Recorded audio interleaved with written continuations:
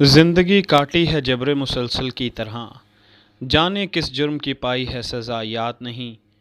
بالکل اسی طرح جب ہماری زندگی میں بھی دکھ اور مصائب بہت زیادہ ہوتے ہیں یا ہم تکلیفوں میں سے گزرتے ہیں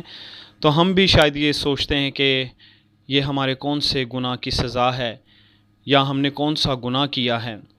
اور یہ انسانی فطرت ہے کہ اس کے اندر ایک ندامت، ایک پچھتاوا موجود رہتا ہے۔ اور نوح کے دور میں بھی جب خدا نے گناہ کی عدالت کی تو کس طرح پانی سے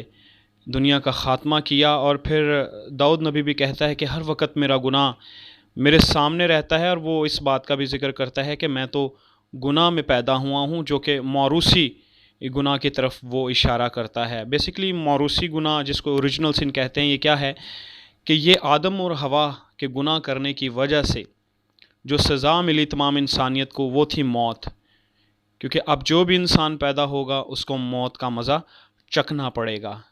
موروثی گناہ کی وجہ سے۔ اور پھر خالی موت کا مزہ نہیں بلکہ اور بہت سارے مصائب، تکلیفیں، دکھوں میں سے انسانیت کو گزرنا پڑے گا، اور اسے ہم موروثی گناہ کہتے ہیں یا اوریجنل سن کہتے ہیں۔ اب خدا نے اس گناہ سے نکلنے کا جو حل دنیا کو دیا شریعت کے مطابق، وہ یہ تھا کہ خون بہائے بغیر معافی نہیں۔ اس لیے خدا نے انتظام کیا کفارے کا کہ لوگ جو ہیں وہ جانوروں کی قربانی دیں، اور ایک ایسا جانور لیں جو پاک ہو، بے عیب ہو، جس میں کوئی نقص نہ ہو، وہ انسان کے گناہ کا فدیہ بنے یا عوضی بنے۔ لیکن داؤد نے بہت پہلے یہ جان لیا کہ خدا قربانیوں سے بھی خوش نہیں، اس لیے خدا نے انتظام کیا کہ وہ ایک ایسی قربانی کا انتظام کرے گا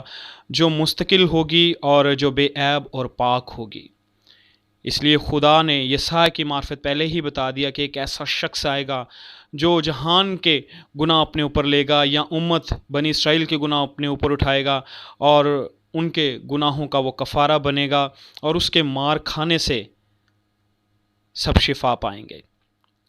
اسی لیے خود خدا کو اس دنیا میں آنا پڑا، کیونکہ انسان کے پاس گناہ کا علاج نہیں تھا۔ حل تھا تو وہ جانوروں کی قربانی تھی۔ اس لیے جب یوحنا نبی نے خدا یسوع مسیح کو اپنے طرف آتے دیکھا تو اس نے ریزمبل کیا اسی قربانی کے ساتھ جو پہلے دی جاتی تھی، اور اس نے خدا یسوع مسیح کے بارے میں یہ کہا کہ یہ وہی برہ ہے جو جہان کے گناہ اٹھا لے جاتا ہے۔ تب اس پر یہ آشکارا ہوا کہ یہ محض صرف خدا کا برہ اور انسان ہی نہیں بلکہ یہ الہی ذات بھی ہے، کیونکہ اس نے اقرار کیا کہ یہ مجھ سے پہلے ہے اور مجھ سے مقدم ہے۔ چونکہ انسان کے پاس گناہ کا علاج نہیں تھا، اس لیے خدا کو خود انسان بن کر اس دنیا میں آنا پڑا، اور خداوند یسوع مسیح نے انسانی بدن میں تمام انسانیت کے گناہوں کا کفارہ دیا۔ اس لیے اب ایک انسان کے گناہ کرنے سے سزا سب کو ملی کہ سب کو موت کا مزہ چکھنا پڑتا ہے۔ اب ایک ہی انسان کی فرما برداری اور شریعت پورا کرنے کے وسیلے سے سب کو ہمیشہ کی زندگی کا مزہ چکھنا پڑتا ہے۔ جو کوئی بھی خدا یسوع مسیح کے اس کفارے پر ایمان لائے گا، وہ نہ صرف موروثی گناہوں سے بلکہ اپنے ماضی کے، موجودہ اور مستقبل کے گناہوں سے بھی رہائی پائے گا، اور اس کا نتیجہ یہ ہوگا کہ اس کو ہمیشہ کی زندگی ملے گی۔ یوحنا 3 اس کے 16 آیت میں لکھا ہے کہ خدا نے جہان سے ایسا پیار کیا کہ اس نے اپنا اکلوتا بیٹا دے دیا، تاکہ جو کوئی اس پر ایمان لائے ہلاک نہ ہو بلکہ ہمیشہ کی زندگی پائے۔ کفارے کا تصور ہمیشہ سے شریعت میں رہا ہے